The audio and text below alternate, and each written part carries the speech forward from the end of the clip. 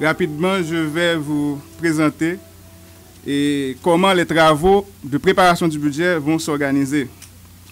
Tout d'abord, il y a la création d'une commission qui est coprésidée par le ministre de l'Économie et des Finances et par le ministre de la Planification et de la Coopération externe, et composée des différents directeurs généraux du ministère de l'Économie et des Finances, de la Planification et de la Coopération externe, de la Direction générale du budget, de la Direction générale des impôts, de l'Administration générale des douanes. Cette commission devra assurer le suivi du calendrier d'élaboration du projet de budget et analyser les différents rapports des sous-commissions. C'est cette commission qui procédera à la transmission du document de projet à soumettre au Premier ministre et facilitera la communication des informations indispensables aux sous-commissions pour accomplir leurs tâches. Il y a aussi la création de 4 sous-commissions. La première sous-commission, c'est la sous-commission de cadrage macroéconomique, qui est coordonnée par le directeur des études économiques du ministère de l'Économie et des Finances et qui est composée de 9 membres qui proviennent à la fois de la Direction générale du budget, du ministère de l'Économie et des Finances et du ministère de la Planification et de la Coopération externe. Cette sous-commission a la responsabilité d'établir le cadre macroéconomique du budget et c'est cette commission qui va proposer, en collaboration avec la direction de la programmation budgétaire de la Direction générale du budget, un projet de lettre de cadrage et qui va produire l'analyse du contexte macroéconomique du prochain budget.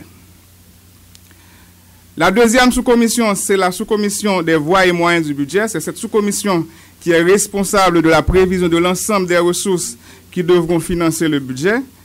Elle est également coordonnée par les différents cadres du ministère de l'Économie et des Finances et ceux du ministère de la Planification et de la Coopération externe.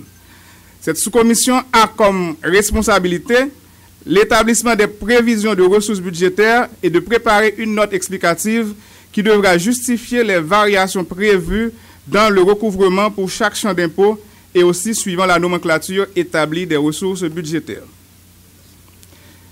Ensuite, on a la sous-commission d'analyse des crédits, c'est-à-dire la prévision des dépenses budgétaires. Cette sous-commission est coordonnée par un directeur, le directeur du contrôle à la Direction générale du budget, et est composée de 13 membres, qui proviennent également, comme les autres sous-commissions, du ministère de la Planification et de la Coopération externe, ainsi que du ministère de l'Économie et des Finances. Cette sous-commission a la responsabilité, comme le nom l'indique, d'établir les prévisions des perspectives budgétaires, les grandes masses du budget, et de coordonner les travaux relatifs aux conférences budgétaires. Entendons par là, par conférence budgétaire, les rencontres entre le ministère de l'Économie et des Finances, le ministère de la Planification et de la Coopération externe et les différents ministères sectoriels sur leurs propositions de crédit. Donc, c'est ces travaux-là qu'on appelle les conférences budgétaires. Et finalement, nous avons une sous-commission d'analyse des mesures fiscales. C'est cette sous-commission qui est responsable de la présentation légale des nouvelles mesures fiscales et douanières qui devront accompagner le budget.